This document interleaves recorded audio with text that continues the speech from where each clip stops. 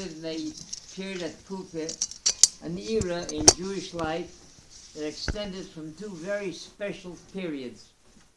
From the time when there was the Great Assembly, Anshe Knesset Hagdolah, which included such dignitaries, such a gallery of Gedolim, Mordechai Tzaddik, Nehemiah, Ezra, and the Nevi'im Achronim, the Ksuvim, from that period all the way till the very beginning of the Talmud, of the Mishnah, that he stretched in that period.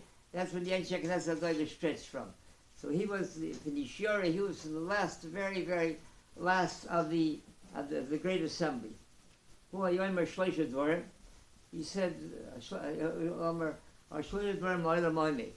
the world, the foundation of the world exists on three principles, only on three very basic things in the world.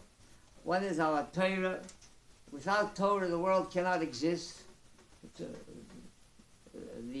Our Avodah. Avodah means serving the Rebbeinu Shalom, to serve him. You daven, you do mitzvahs, serving the Rebbeinu Shalom. The study of Torah, and doing mitzvahs, and gemilas chasodim, compassion, kindness, loving,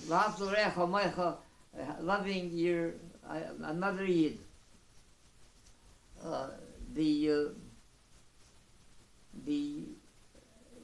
organizations, very, very special, those chesed organizations, Gemach, Bikur Cholim, they do such legendary work throughout New York, throughout Eden, that are involved and they're so selfless. Every year they make a dinner to honor the officials, city officials in New York City, from the police department, the fire department, because they always have their cooperation. So they make a dinner for them. The Torah tells us that that when you grant a loan, kisalve sami, when someone grants a loan to a sami, to a fellow Jew, as oni imach, and he helps another oni, a poor man as well. So there's like this, when someone, the Gemara tells us, Shloisha tzak yivein anenim, three cry in vain, and there's nobody that wants to respond.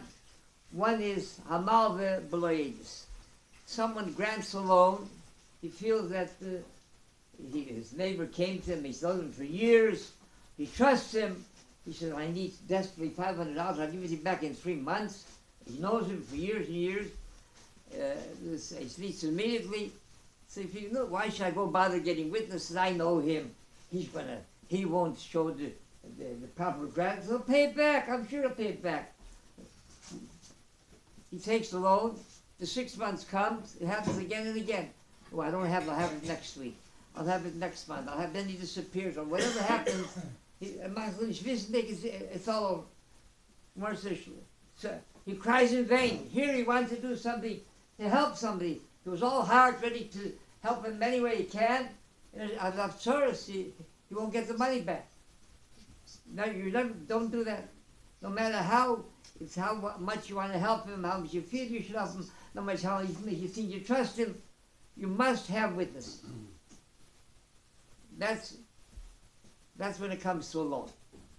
When giving tzedakah, helping somebody, charity, not a loan, that is the greatest, most honorable act of tzedakah is when it's completely anonymous, nobody knows about it, just you and the benefactor. If the benefactor knew you gave to them, it's certainly good, but nobody should be present. So the going tight says that's the exact translation of the pasuk. Ki salve esami. If you're granting a loan, esami, I mean, it has to be ami. People have to be there. Esoni, if you're helping somebody that's in need, imoch, only you and him, nobody else should be present. So at one of these dinners, that these magnificent organizations that get the honor, police officials, fire department officials, they had a comedian, a Baschen.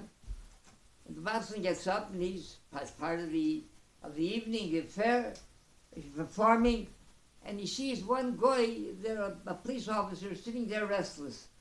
So it's annoying when you're sneaking and somebody drinks a harum, it distracts, very annoying, distracting. So he figured it's something like a copy. If I stay, he has no sense of humor, he doesn't understand what it's all about, so what do you want from him? Finally, it comes to a point, this police officer, sergeant, comes over to him. He says to Mr. Comedian, are you finished yet? He put in hours of work, all this talent, he spills out here for the audience. He asks him if he's finished. He said, yeah, I'm finished. He said, well, let me tell you a story. He said, it was Thursday night, and we were one of the most, supposedly, one of the most religious neighborhoods in the world, Borough Park. It's 3 o'clock in the morning, and we see two gentlemen going from house to house. Seems like they're sneaking in there, sneaking out from the hallway or something. And we watched them for a while, and then we stopped them. Halt! We flashed our lights. The vehicle you're driving, the registration and your license. They show them, it seems to be in order. A truck. He said, what are you doing here? 3 o'clock in the morning. He said, well, in these homes that we're visiting, some of them were at one time high in the financial ladder, and they lost everything they have. So it would be very hurtful, embarrassing if they know somebody's helping them, they know who's helping them. So we go in the middle of the night when we're sure everybody's fast asleep, the lights are off. They shouldn't know, they have to have for the Sabbath is approaching fastly. So we leave there whatever we need for the Sabbath. We leave there. He said, you should write fiction. You got nothing, you got nothing better to do 3 o'clock in the morning. Let's search your truck. They get on the truck, and they don't seem to find anything. And then they're being so frustrated, they start to kick over. They have to find a gefilte fish with a herring, with a place. The smell starts mix, and they start to get nauseous. He said, come on, tell us what you're doing here. He said, we're telling you, officer, that's all that we're doing. We have to wait to make sure everybody's fast asleep. He said, after listening to them and searching again and again, we were convinced that they were true. That what they were doing is telling the truth. So one patrolman walks over to me. He says, Sergeant, you know, we belong to the wrong people. This is what a Yid is all about. A Yid doesn't just think about himself. He thinks, he knows that he has to help someone else.